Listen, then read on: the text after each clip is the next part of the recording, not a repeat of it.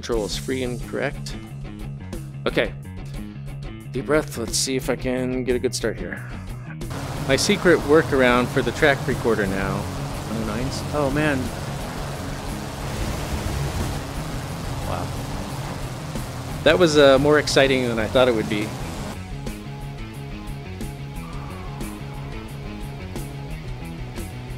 Okay, mixed reality pilot Charlie Whiskey is a Spitfire Mark 9 finally on the ramp at St. Laurent-sur-Mer airfield in Normandy. Oh, I can see the channel right behind me. Oh, hold on a sec. I hear somebody taking off. Another Spitfire. Sounds so cool. Oh, another.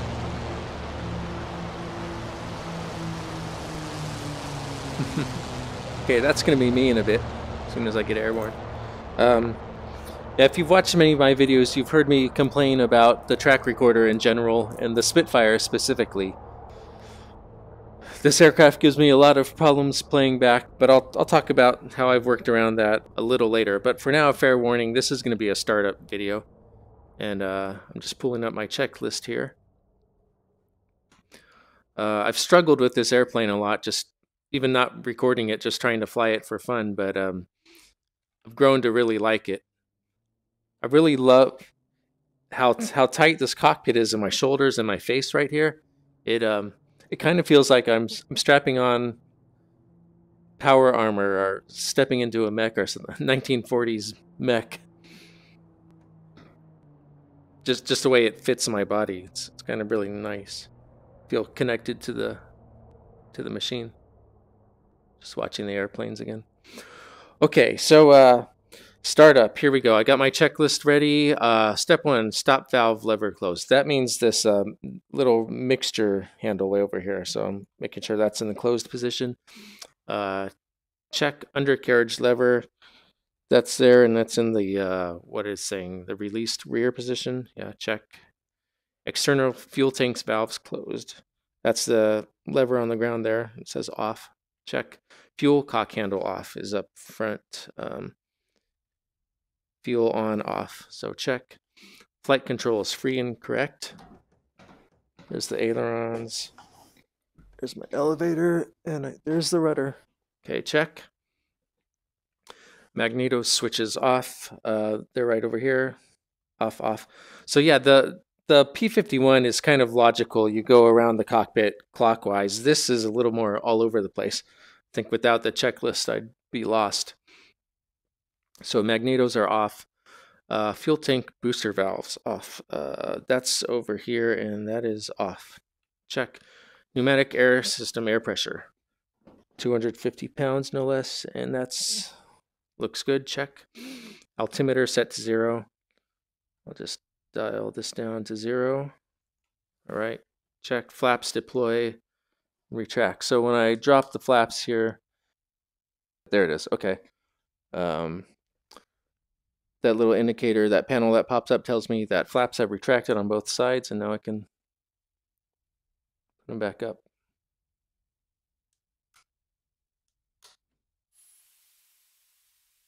There we go. Okay. So flaps deploy, check, retract, check. Okay, canopy, check. Again, close the canopy. And I feel like I have to duck because it's really tight.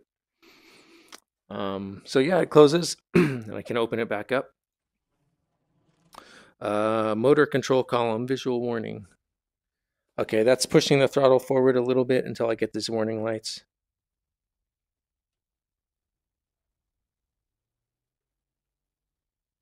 That was more than a little bit. Okay, what's going on here? So I got the warning light on the right, but not the one that's supposed to be the undercarriage status. Huh. That's the first time I've done this without that light coming off on the left. So, oh, wow. That's cool. So that warning light actually just saved me right there. Somehow when I was fiddling with the flaps, I pushed the landing gear handle into the forward position. Now that it's back down, I get the warning light. All right, cool. Return throttle to initial position, check. Fuel quantity, check. And here's my fuel gauge down on the right. That looks good, check. Depress the brakes. So yeah, brakes are a little weird in the Spitfire compared to what I'm used to. There's this handle on the joystick that I depress with my hand and then you see the pressure gauge. There's a left and right needle. They both go up. That means my left and right wheels. And so that's how you steer with differential steering. You have to press the rudder pedal at the same time as pressing the brake. So when I do that, it cancels out the brake on the opposite side I'm pushing. So that's how you turn. You can only turn by braking. And there's no toe brake, so it's just using the hand. The hand brake. Okay, so depress the brakes, check. Fuel cock, handle on position. So moving fuel to on. Check. Throttle forward 10 to 20 millimeters, so right about there. Check. Pitch lever, that's RPM, and full forward. Okay, it was full forward. Check. Dust filter right here. Check. Forward. Primer pump. Turn the handle and then 12 to 15 complete movements. So turning the handle. Now I got to count to 12 pumps here. 1, 2, 3, 4, 10, 11, 12. Okay. Pumped the primer. Okay. 20. Create fuel pressure using the wobble pump. So 9 to 10 pumps or until the warning light goes off. Sometimes I have to pump a lot more than 9 or 10, but we'll see. 1, 2, 3, 4, 15. I'm waiting for this yellow light to go out. 16, 17, 18, 19, 20. Okay. Light went out. Check. So magnetos both on. Left on, right on. Check. Starter, boost coil button. So pull back the protective caps. Simultaneously press starter and boost coil. After first spark, move the stop valve, that's the mixture over here, forward, and then release the starter and booster coil. So this is the actual startup. Oh, you know what? I need to, if you roll the brake with the mouse, it'll hold the brake. So I don't have to hold it with my hands because I need my hands to hold the boost coil and the mixture. Okay, deep breath. Let's see if I can get a good start here.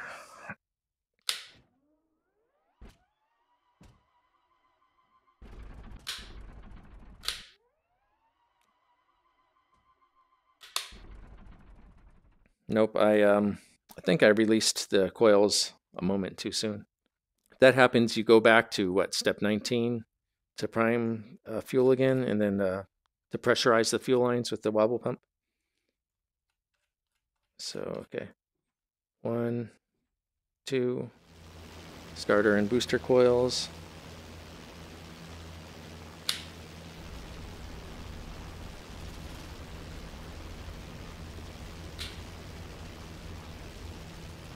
All right, we got it.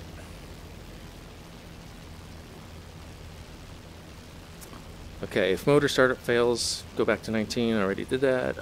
Pull back idle cutoff to rearmost. Oh, never mind.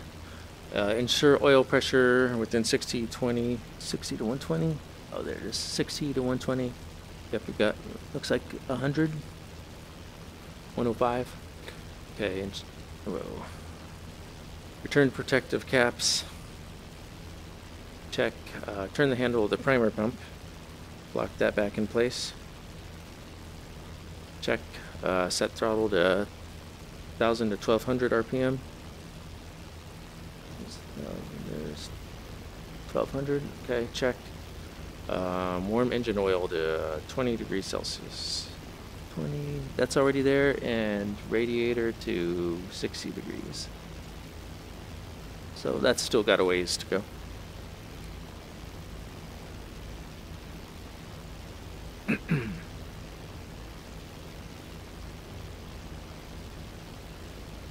All right, so I'm going to start taxiing to the runway. Problem is, this is the point where the track will start to go out of sync. So I'll just start going, and if you see me, if you see the Spitfire go off course and collide into a hangar, then it's the track recorder, not me. Trust me.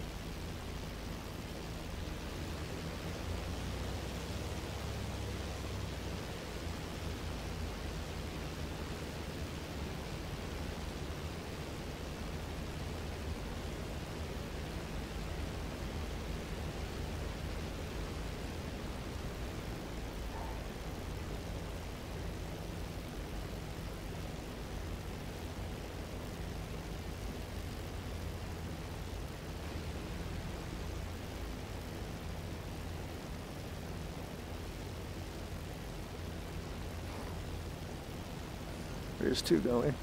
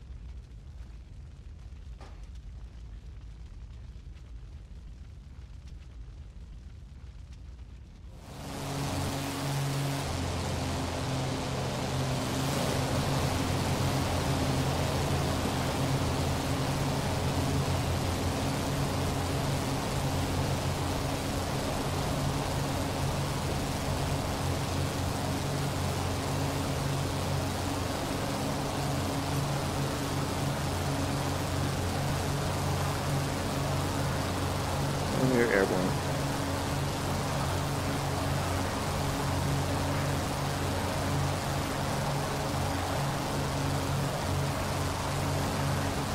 Okay, so my secret workaround for the track recorder now, I'll let you in on it. It's I'm not flying the aircraft. If player is flying the Spitfire, the track recorder will nose you into the ground or something horrendous. If the AI is flying the Spitfire, track recorder will play it back no problem. So that's the price I have to pay to get a Spitfire video. Let the computer fly itself. I can still go along for the ride though. I did the startup myself, but now I'm just a passenger. Wow, this is really wobbly. But yeah, it'll give me a chance to just kind of look around and enjoy the scenery for once.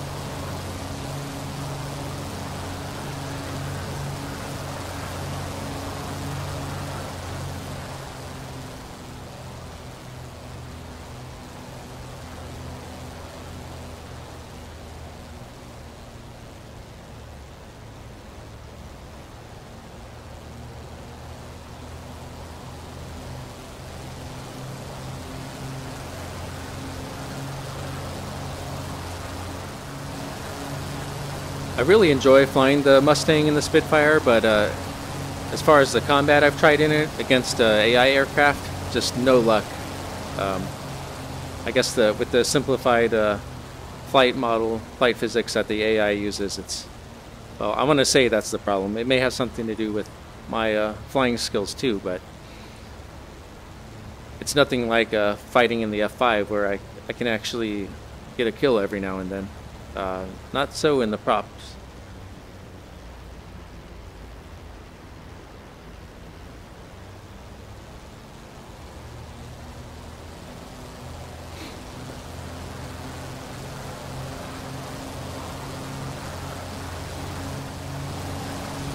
Whoa.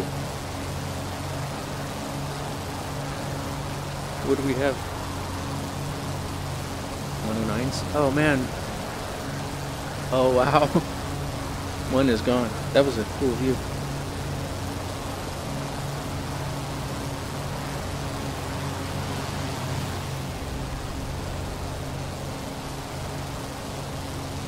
Okay, well. If I was flying, I'd be dead. Let's see if the AI can get a couple victories here. I hope.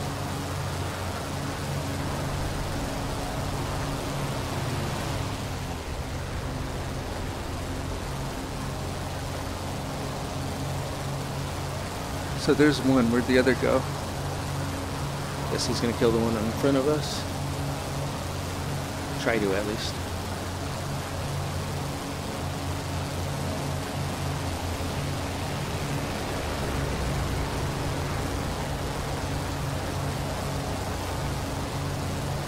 I only see the one now. Oh, there's the other. Oh. Better get this guy dead fast so we can go for the other guy. Oh. That was a hit.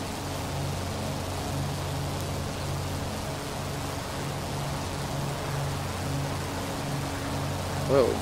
Looks like it was a kill too.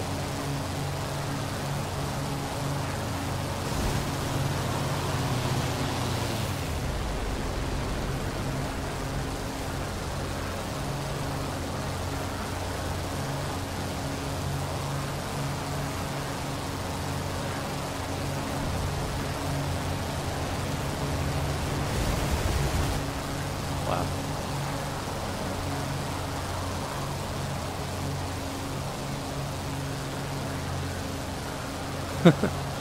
Okay, we would not have survived that if I was flying. So that was more exciting than I thought it would be, even as a passenger.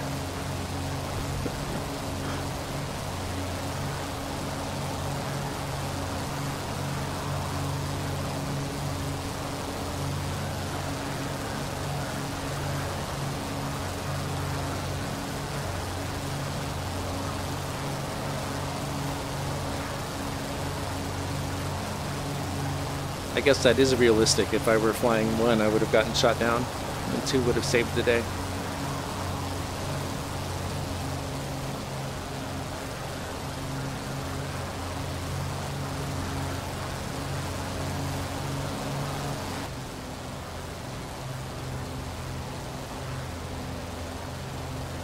Oh, I think that's Khan.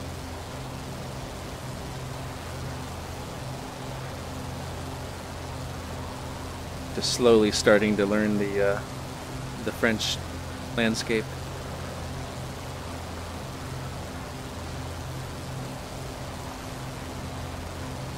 Actually, last time I was here, the visibility was a lot worse.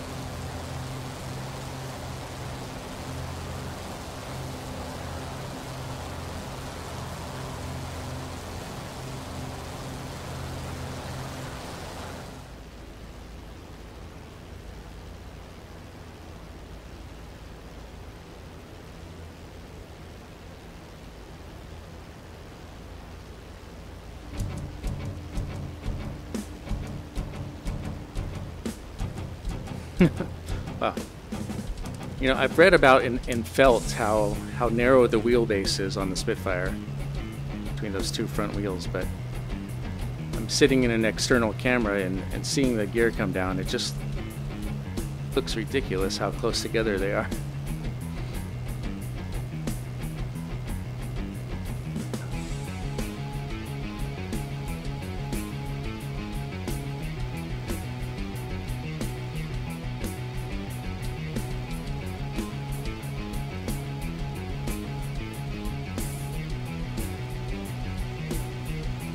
That was cool seeing the flaps come down and actually see them from the cockpit.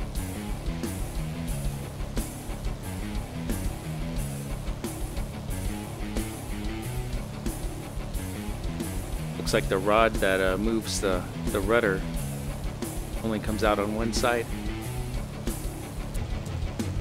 Making all these external observations I don't normally see. A light on the rudder.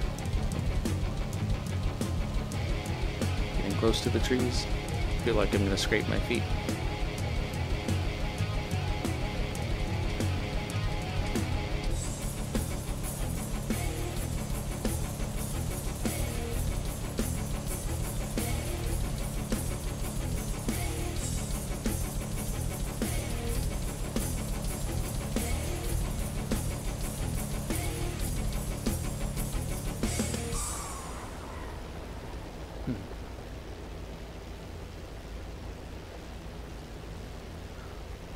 Alright, well, I'm glad to finally be able to make a Spitfire video of some kind. I'm afraid this is the best I can do, given the technical difficulties. But I can keep flying with the Mustang and actually have the German planes too. Haven't flown those yet. Hopefully they'll be easier to work with than the Spitfire is. And maybe someday I'll be able to do real missions with the Spitfire. Fingers crossed.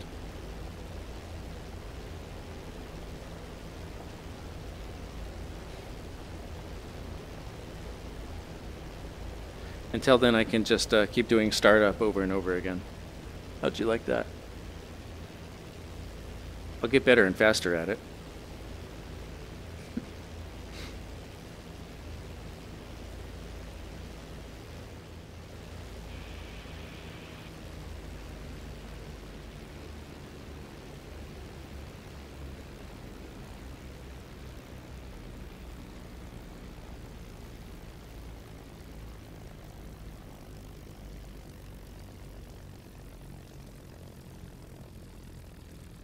What a picturesque airbase. Kind of relaxing to just sit out here. Well, I guess next time it's going to be the final Aggressor BFM mission, from the Maple Flag campaign. I'll be fighting the F-15. Oh God. What else? Oh yeah, today was a special day. I was able to finally pre-order the Harrier. Won't be long now. All right. Thanks for watching. See you next time. Bye-bye. For channel updates, press like. Check. Press subscribe. Check.